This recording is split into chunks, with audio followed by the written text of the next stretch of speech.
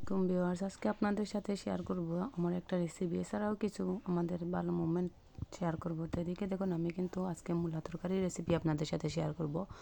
তো আমি কিন্তু মূলা তরকারি টাকি মাছের শুটকি বা চিং মাছের শুটকি যেটাকে বলি আমরা সিলেটিরা, সেটা দিয়ে রান্না করব। যখন ঘরে কোনো কিছু থাকে না, আমি শুটকি দিয়ে রাখি ঘরে, তো তখন আমি এই সমস্ত শুটকি দিয়ে রান্নাবান্না সেরে ফেলি। যখন মনে করেন বাচ্চা খেতে পারবে না, মাছ দিয়ে রান্না করতে পারবো না, তখন এগুলো করে থাকি। তো আমি দেখুন এদিকে পেঁয়াজটাকে কষিয়ে, এদিকে দেখুন আমি কিন্তু আমার পেঁয়াজটাকে কষিয়ে আমি কিন্তু এক এক করে মরিচের গুঁড়া, হলুদের গুঁড়া, তারপরে ধনিয়া গুঁড়া, অল্প একটু জিরা গুঁড়া দিয়েছি, তারপর একটু পাঁচফোড়নও দিয়েছি অল্প পরিমাণে। তো এখানে কিন্তু মরিচ দিয়েছি 1.5 টেবিল চামচের মতো, হলুদ দিয়েছি 1 টেবিল চামচের মতো, আপনারা দেখতেই পাচ্ছেন।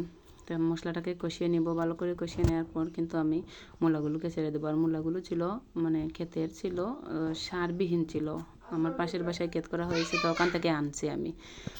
তো রান্না করা আমার খুব পছন্দের একটা কাজ। তো রান্না করার পাশাপাশি কিন্তু আমরা কিন্তু অন্য একটা জায়গায় গিয়েছিলাম, আপনাদের সাথে শেয়ার করব। আমার ছেলেকে স্কুলে ভর্তি করিয়েছি। তো এদিকে দেখুন আমার রান্নাটা কিন্তু কষানো, মানে মশলাগুলো কষানো হয়েছে। এখন আমি কিন্তু মূলাগুলো দিয়ে দিচ্ছি। আর মূলাগুলো খেতে খুব ভালো লাগছে, ক্ষেতের মূলা যেহেতু, আর এগুলোতে সার ছিল না, তো খেতে খুব ভালো লাগছে। তো আপনারা কি কোথা থেকে দেখছেন অবশ্যই বলে যাবেন আমার এই ভিডিওটার। যদি ভিডিওটা ভালো লাগে অবশ্যই সুন্দর সুন্দর গঠনমূলক কমেন্ট করে বলে যাবে। যারা নতুন ইউজার আছে বা আমরা এই প্ল্যাটফর্ম থেকে যারা সফলতা পেতে চাই, তারা অবশ্যই অন্যের ভিডিও না টেনে দেখবো, অন্যের রিল না টেনে দেখবো, ধাক্কা না দিয়ে দেখবো, পুরো দেখার পর সুন্দর একটা গঠনমূলক কমেন্ট করে যাব।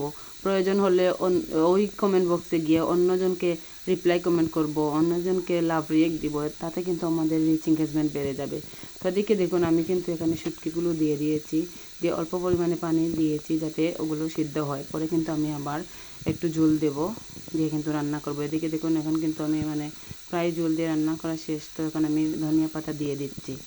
তো আপনারা যারা মনে করেন যে এই প্ল্যাটফর্ম থেকে সফলতা পেতে চান, তারা অবশ্যই ধৈর্য সহকারে কাজ করে যাবেন। তো এদিকে দেখুন আমরা কিন্তু চলে গিয়েছিলাম আমার ছেলে মাহবুব আলম সাদিকে নিয়ে, ওকে শিশু একাডেমিতে ভর্তি করতে, মৌলভীবাজার শিশু একাডেমিতে ওকে ভর্তি করে আসলাম শিশু বিকাশে।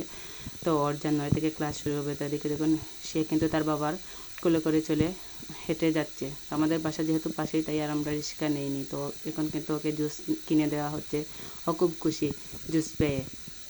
তো আমি কিন্তু সচরাচর আমার বাচ্চাকে বাইরের খাবার দিতে চাই না, ওর বাবা একটু ভালোবেসে ওকে বাইরের এটা সেটা কিনে দেয়। তো এতে করে কিন্তু বাইরের খাবার খেলে কিন্তু বাচ্চারা ঘরের খাবার খেতে চায় না।